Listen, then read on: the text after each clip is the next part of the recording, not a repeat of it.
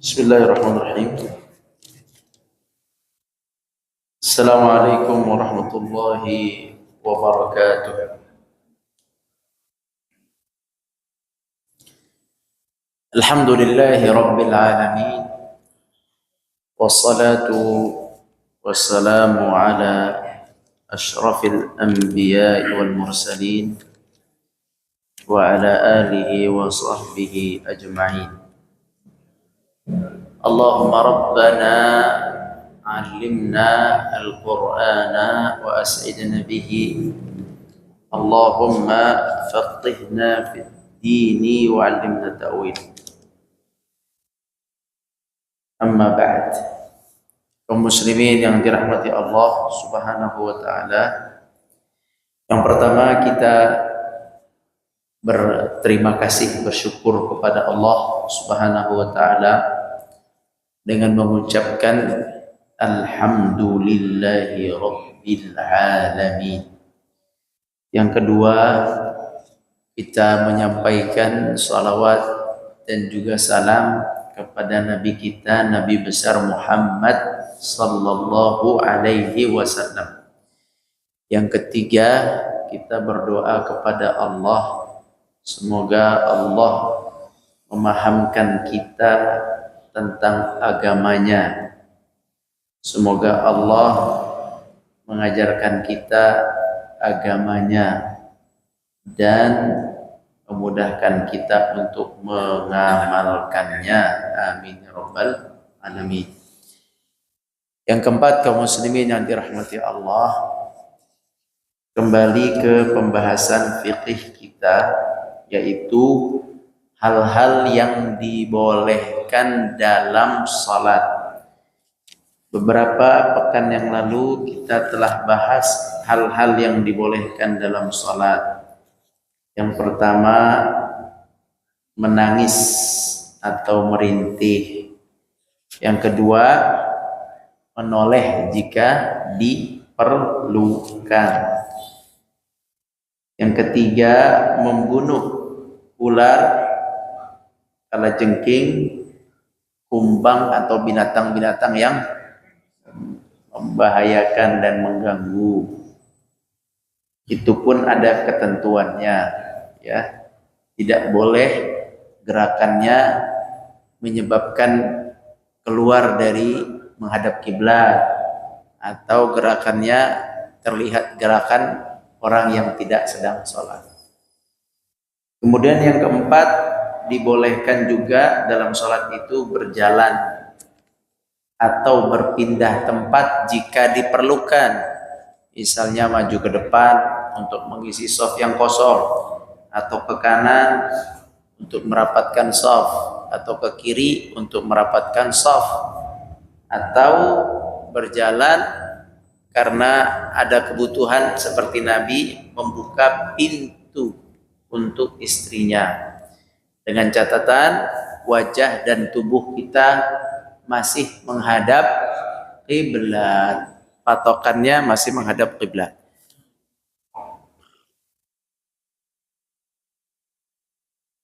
Baik. Kemudian juga kemarin sempat kita jelaskan bahwa ada salat yang dilakukan bahkan sambil jalan, yaitu salat ketika orang sedang berperang. Dan salat sambil berjalan itu, berjalan kaki atau di atas kendaraan saat perang itu hanya cukup menggerakkan isyarat kepala saja, tidak perlu ruku dan sujud seperti salat dalam keadaan aman. Dan itu cukup sulit mempraktekannya. Ana juga belum pernah mempraktekannya. Salat saat perang. Perang yang dimaksud adalah perang fisabilillah, melawan orang-orang yang kafir untuk membela agama Allah dan meninggikan agama Allah, bukan perang berantem sama tetangga atau komplek. Itu enggak, itu mbak selesain sholat, nggak bisa itu perangnya perang yang penting ya, atau terancam. Misalnya dia terancam di satu tempat, maka dia sholat seperti itu. Misalnya dia dikurung, ya, dalam antrian mahkamah, tidak boleh keluar, tidak bisa berbuat apa-apa, maka silakan tayamum dan dia sholat dengan isyarat karena kondisi genting misalnya. Jadi hal-hal yang tidak memungkinkan izin, tidak memungkinkan keluar, tidak memungkinkan hal yang genting, perang, khususnya perang ya, perang. Maka dia boleh sholat dengan berjalan sambil dengan isyarat kepala. Kemudian sekarang kita masuk ke pembahasan baru, hal-hal yang dibolehkan di dalam sholat. Apa itu hal kelima yang dibolehkan dalam sholat? Yaitu menggendong anak kecil. Menggendong anak kecil. Hadisnya adalah diterima dari Abu Qatadah, anna Nabiyya sallallahu alaihi wasallam wa Umamatu bintu Zainab ibnatin Nabiyyi sallallahu alaihi wasallam ala raqabatihi fa idza raka'a wada'aha wa idza qama min sujudihi akhadhaha fa a'adaha ala raqabatihi faqala 'Amirun wa lam as'aluhu ayyu salatin hi qala Ibnu Jurayj wa huddithu an Zaid ibn Abi Aitab an Amr ibn Sulaim annaha salatus subh. Artinya bahwa Nabi SAW pernah salat sambil menggendong seorang anak kecil bernama Umamah binti Zainab binti Rasulullah sallallahu alaihi wasallam. Berarti Umamah ini siapa? Umamah binti Zainab binti Rasulillah. Jadi Umamah siapa? Cucunya Nabi kita Muhammad sallallahu alaihi wasallam dari putri beliau. Siapa namanya tadi? Zainab. Umamah putrinya Zainab. Ya, bukan binti Zainab, sebenarnya binti bapaknya ya. Cuman biar mudah di sini anaknya Zainab, dan Zainab binti Rasulullah sallallahu alaihi wasallam, artinya cucunya. Ini anjuran kakek-kakek menyayangi cucu. Ini anjuran kakek-kakek menyayangi cucu. Umamah ini perempuan atau laki? Perempuan. Umamah. Yang pertama pelajarannya ini kakek-kakek menyayangi cucu. Pelajaran kedua, Umamah itu perempuan. Pelajaran kedua, anjuran mencintai anak perempuan, tidak membencinya. Sebab dulu orang Quraisy mereka merasa malu mempunyai anak perempuan. Merasa malu dan merasa rendah diri, kecil, merasa rendah jika anaknya perempuan. Sebab anak perempuan tidak bisa apa? Tidak bisa perang. Zaman dulu ini tidak bisa perang, kemudian tidak bisa membantu pekerjaan-pekerjaan berat bapaknya. Jadi seperti itu dulu orang Quraisy dengan anak perempuan itu seolah-olah aib gitu ya.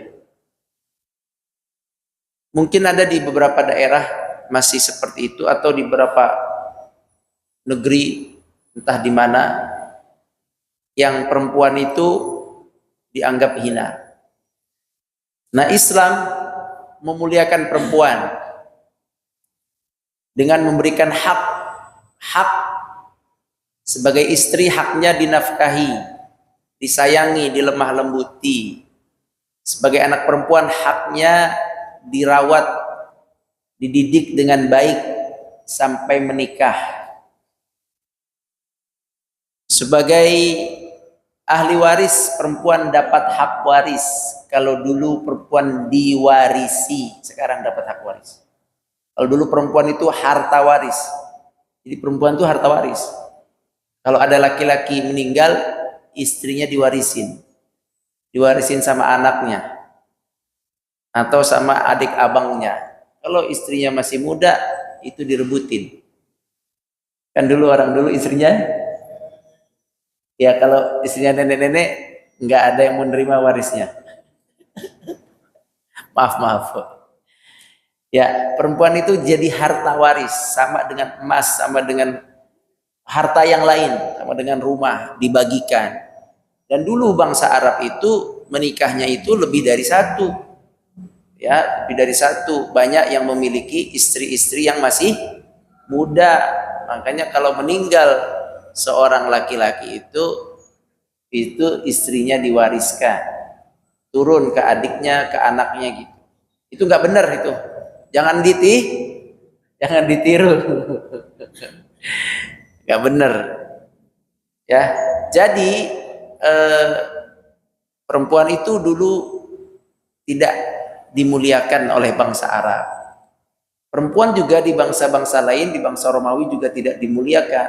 Perempuan itu hanya jadi, maaf ya, hanya jadi cuman untuk selera laki-laki saja. Ya, seperti itulah bahasanya. Hanya untuk kenikmatan laki-laki saja. Diperjualbelikan, dipertontonkan. Perempuan tuh murah zaman dulu itu. Kalau nggak percaya, dibaca sejarah, perempuan tuh hina dulu. Tidak punya kekuatan apa-apa. Makanya ada emansipasi wanita, itu lebay. Nah, itu emansipasi itu kan mereka itu. Kita sih nggak perlu itu, sebab perempuan sudah dimuliakan oleh Islam. Iya, itu konsep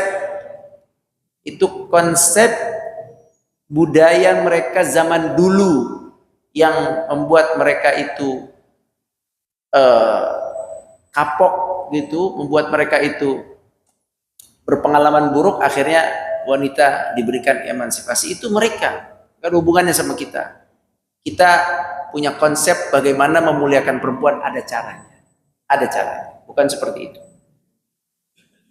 Ya, nah salah satu contoh kecil dari Nabi SAW mencintai wanita, mencintai anak perempuan, mencintai perempuan, memuliakan perempuan, mencintai anak perempuan, cucu perempuan, itu Nabi SAW menggendong cucunya, bahkan sampai dibawa saat sholat. Itu kata penjelasan Al-Fakihani. Ya, beliau mengatakan mungkin ini hikmah dari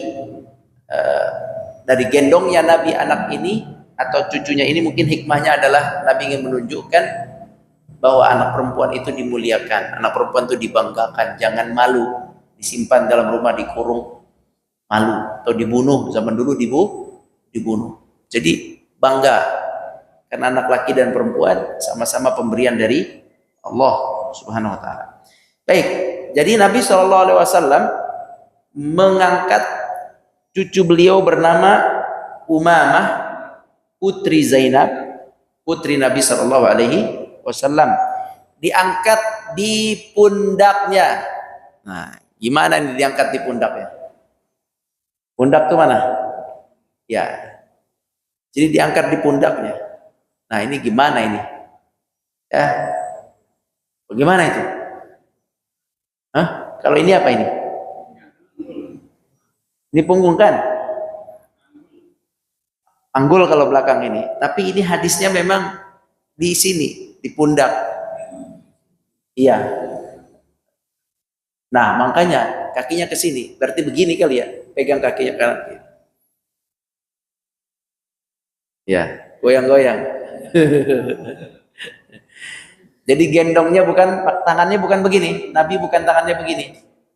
Tapi tangannya tetap begini. Mungkin kakinya di kepal kanan kiri. Berarti itu anak kecil tangannya megang biar nggak jatuh.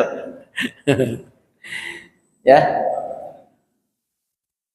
Ya, jadi mungkin ada sebagian orang tua kita yang suka menggendong gitu. Di kampung almarhum Ustaz Rizal, ayah kami, kampung ayah kami itu sering sekali anak kecil ya begitu ya. Nggak tahu di adat negeri lain. Di sana begitu. Sama ya. Jadi sering sekali dikit-dikit diangkat lagi gitu di atas panggul. Gitu ya. Ya. Nah, ini dilakukan Nabi Shallallahu Alaihi Wasallam ketika sholat. Makanya sahabat kelihatan, mengangkat anak kecil. Kemudian, kalau Nabi Shallallahu Alaihi Wasallam ruku, anak ini ketika ruku kan bisa jatuh itu. Lepas kaki, tangannya ruku kan bisa jatuh. Akhirnya Nabi angkat dulu, diangkat, ditaruh dulu di bawah, baru kemudian Nabi ruku. Berarti Nabi sambil naruh gitu, sambil ruku. Tentu itu ada gerakan-gerakan yang ekstra, ya, gerakan-gerakan yang ekstra. Dan gerakan ini termasuk gerakan yang dibolehkan. Termasuk gerakan yang dibolehkan untuk keselamatan anak kecil ini. Jadi kalau ruku diletakkan anak itu. Dan kalau Nabi Shallallahu Alaihi Wasallam sujud, berarti di situ juga itu anak itu. Kemudian ketika berdiri dari sujud, anak itu diambil kembali dan diletakkannya kembali di atas pundaknya. Jadi diangkat lagi, taruh lagi. Sesuatu perbuatan yang atau gerakan yang cukup banyak ya, cukup rumit ya. Sholat, angkat, taruh dulu, ruku, sujud, terus angkat lagi, taruh lagi. Ini perkara yang tidak mudah, tapi cukup ada gerakan-gerakan di situ. Dan itu dilakukan oleh utusan Allah, Rasulullah SAW. Ini bukan buat main-main. Ini buat menjadi dalil. Karena semua perbuatan Nabi itu adalah syariat, bukan nafsu. Ini bukan Nabi bukan sedang nafsu. Nabi ingin memberikan sebuah contoh pembolehan. Allah mengizinkan itu. Tapi yang digendong anak kecil yang belum ngerti. Jangan anak kecil yang udah TK, SD digendong, main-main dia di atas. Ya. Jadi umur berapa ya yang dia sepertinya belum bisa berjalan mungkin ya. Mungkin belum ya. Ia balita ya, tidak tahu ini umurnya, wallahu a'lam. Tapi dia nggak mungkin anak TK ya. Pasti umur masih kecil ya, mungkin setahun 2 tahun. Yang kalau dipegang di atas dia diem, nggak nangis. Ya, pegang pala aja. Masih kecil lah. Nah, naik Nabi angkat kembali. Mana tadi? Nah, pada sholat apakah itu? Ditanya oleh sahabat, oleh tabi'in kepada sahabat. Sholat apakah cerita itu? Kemudian dijawab oleh Ibnu Jurayj. Beliau mengatakan, yaitu sholat subuh. Waktu sholat subuh, pagi-pagi. Ya, berarti ini anak kecil bangun pagi ya, benar nggak? Ya, benar kan? Kalau udah gede bangunnya siang. Kenapa? Itu apa hikmahnya itu? Perlu ditanya sama Pak Dokter, Ibu Dokter. Kenapa? Ya itu hikmah Allah. Apa hikmah Allah? Anak kecil suruh bangun pagi, otomatis bangun pagi, tapi anak besar nggak bangun-bangun sampai siang. Kenapa itu? Ya, ya mungkin begadang kali ya. Allahu a'lam. Baik, jadi sholat subuh berarti ini kelihatan umur anak ini masih kecil, kelihatan. Baik, jadi dibolehkan menggendong. Hadis yang kedua, kharaja alaina Rasulullah sallallahu alaihi wasallam fi ihda salatil ashi adh-dhuhri aw al-'asr wa huwa hamilun Hasan aw Husain. Fataqaddama an-nabiy sallallahu alaihi wasallam fa wada'ahu thumma kabbara lis-salati fa shalla fa sajada baina dhahrai salatihi sajdatan atalaha. Qala inni rafa'tu ra'si fa idza as-sabiyyu 'ala dhahri Rasulullah sallallahu alaihi wasallam wa huwa sajidun faraja'tu fi sujudi falamma qada Rasulullah sallallahu alaihi wasallam as-salah qala an-nas ya Rasulullah innaka sajadta baina dhahrai as-salah sajdatan ataltaha hatta dhananna annahu qad hadatha amrun aw annahu yuha ilaik qala kullu dhalika lam yakun walakinna ibni irtahalani fakarihtu an a'jalahu hatta yaqdi hajatah. Masyaallah, subhanallah. Suatu ketika Rasulullah Shallallahu Alaihi Wasallam salat zuhur atau asar, di kemungkinan besar asar, salat asar. Beliau ketika salat membawa Hasan dan Husain, ya, beliau membawa Hasan Husain, menggendong Hasan dan Husain. Gimana ini? Ya, dua.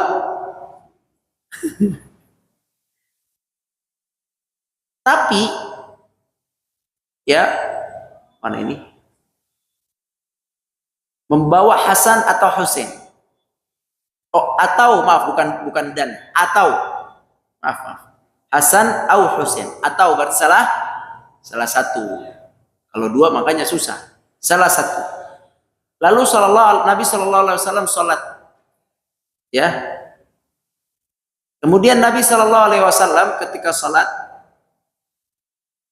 salat anak ini ditaruh. Beda sama yang tadi. Kalau yang tadi anaknya digendong. Kalau anak yang ini ditaruh dulu. Mungkin karena udah gedean kali ya. Dibawa, digendong. Sebelum salat Nabi taruh di situ. Nah, ini bawa anak kecil berarti. Kemudian Nabi salat. Ketika Nabi sallallahu alaihi wasallam salat seperti biasa, ada satu sujud yang Nabi nggak bangun lama.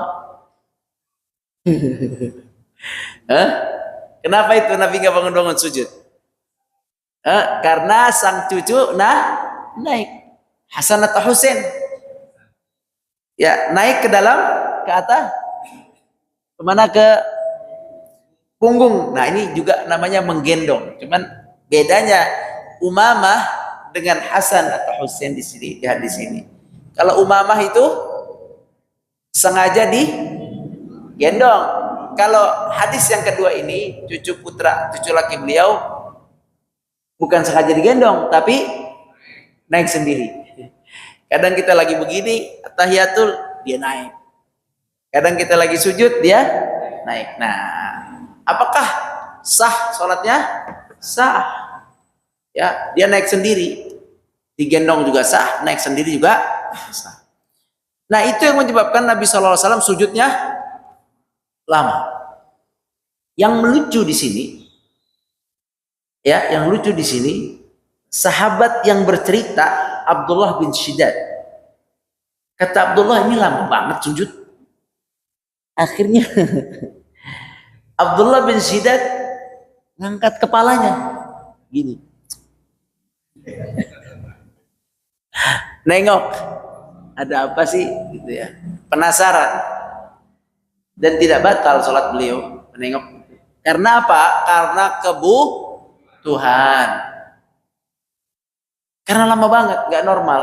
Kok lama banget? Ada apa? Kata Abdullah bin Syiddad yang cerita, kami tuh saking lamanya saya angkat kepala. Saya angkat kepala. Ternyata saya lihat ada apa? Ada cucunya Nabi sedang, Nabi lagi sujud, cucunya sedang naik di punggung. Kebayanglah, seru-seruan anak kecil itu naik ke punggung. Kemudian setelah itu, terus Nabi tidak berduduk, tidak bangun dari sujud sampai anak tersebut, cucu beliau Hasan atau Husain, selesai turun, sampai dia turun sendiri. Subhanallah, kuat juga Nabi ya. Sujud kelamaan itu kan bisa encok, bisa sumpek ya. Subhanallah, tapi Nabi begitu lembut hatinya ke anak-anak. Subhanallah. Ini salah satu contoh kelembutan Nabi SAW terhadap anak-anak. Tidak ada hati yang paling lembut, paling bersih, paling penyayang, pemaaf daripada Nabi Muhammad SAW. Beliau bertahan terus. Kemudian beliau berdiri. Setelah anak itu turun, beliau pun berdiri. Kemudian setelah selesai sholat, para sahabat bertanya, "Ya Rasulullah, tadi kenapa sujudnya lama sekali sampai kita khawatir? Khawatir kejadian sesuatu, apa meninggal atau apa? Pokoknya kami khawatir, banyak prasangka-prasangka yang kami pikirkan, khawatir. Atau kami mengira ada wahyu yang datang. Jangan-jangan lagi sholat turun wahyu dari Jibril." Maka kata Nabi SAW, bukan yang seperti kalian sangkakan. Ini yang nanya adalah yang tidak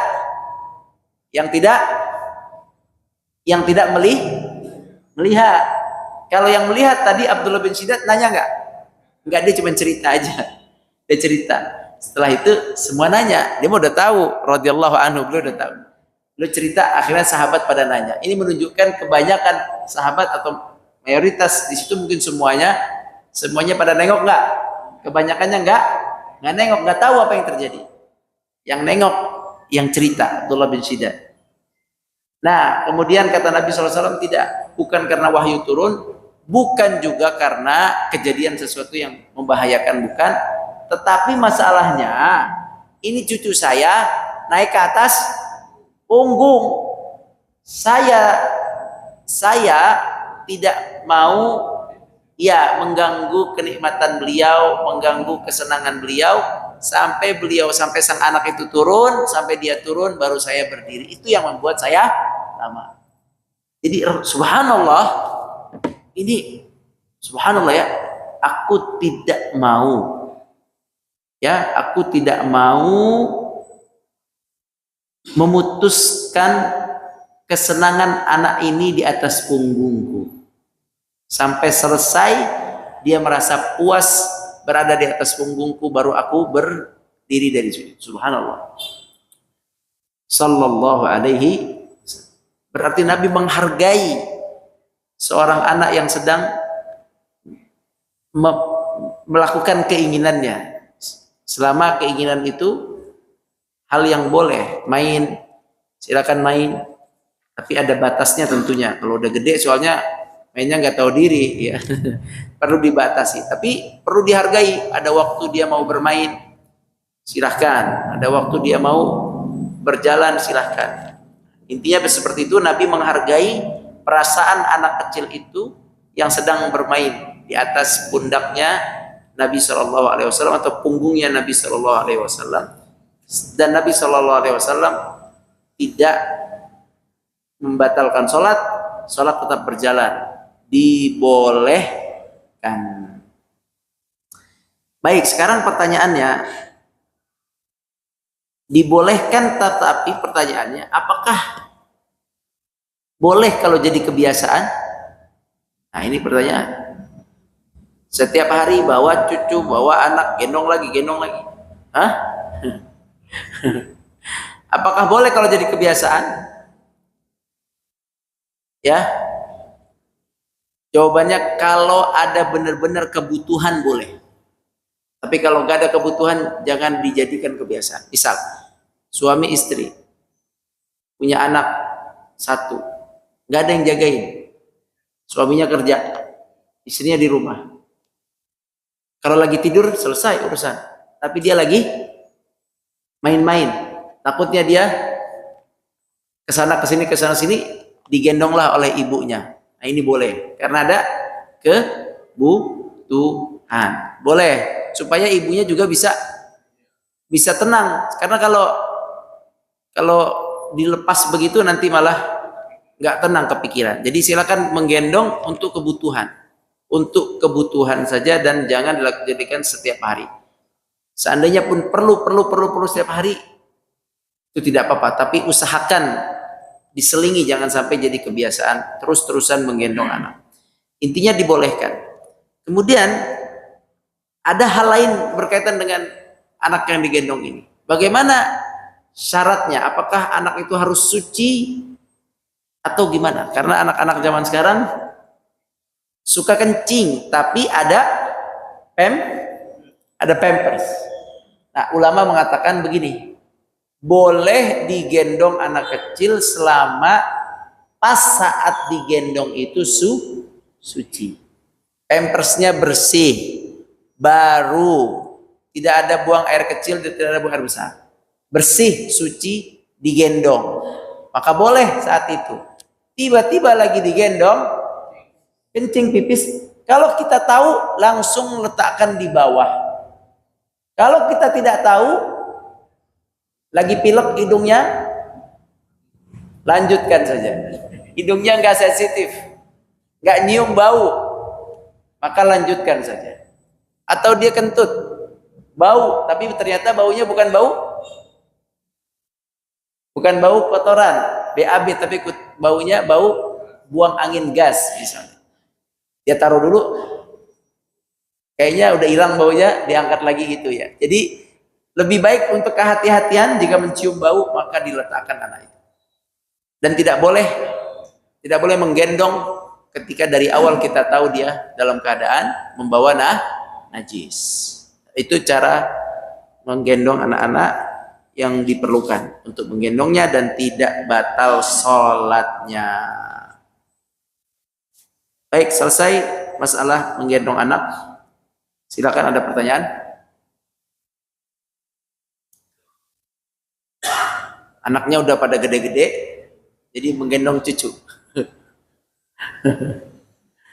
Baik, satu saja cukup tambahan hari ini.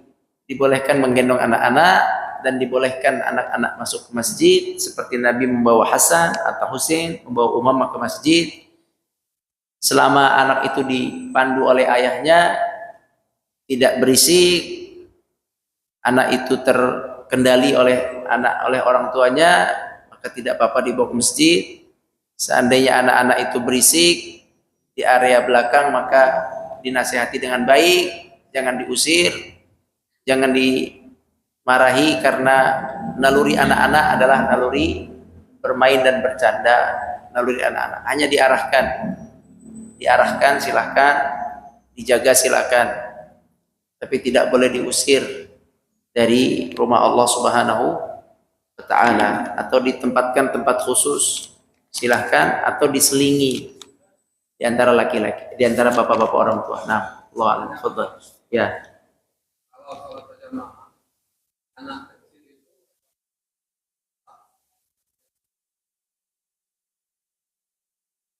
wallahu a'lam, yang kami pelajari dan kami tahu, anak kecil itu sah menjadi makmum, sah juga dalam shaf. Sah dalam shaf, sah dalam makmum. Karena ada hadis kata Ibnu Abbas, saya masih kecil, belum baligh. Saya sholat di samping Nabi sebelah kiri, kemudian dipindahkan ke sebelah kanan. Ini jadi dalil bahwa shaf anak kecil dianggap sah. Bahwa bermakmum dengan makmum anak kecil, yakni imam anak saya umur 8 tahun, 6 tahun jadi makmum, sah dianggap berjamaah. Ya begitu. Jadi tidak memutus shaf. Kalau itu anak pindah-pindah, keluar masuk baru mutus shaf. Tapi kalau dia berdiri di situ terus, belum balik, umur 8 tahun, 7 tahun, tidak memutus shaf, normal. Wallahu a'lam. Ada lagi? Hanya saja anak kecil tidak boleh berada di belakang imam. Yang belum balik tidak boleh berada di belakang imam. Itu saja. Nah, itu kan jadi dalil itu juga. Kata Nabi, yang belum balik jangan di belakang. Berarti boleh di tempat lain. Berarti jadi dalil bahwa anak kecil yang belum balik boleh berada di shaf dan tidak mutus shaf. Itu juga jadi dalil. Yang penting jangan di belakang imam. Berarti tidak mutus shaf. Wallahu a'lam. Ya, selama itu anak ada di situ enggak putus. Nah, wallahu a'lam. Ada lagi? Baik, terima kasih. Sampai di sini wallahu a'lam.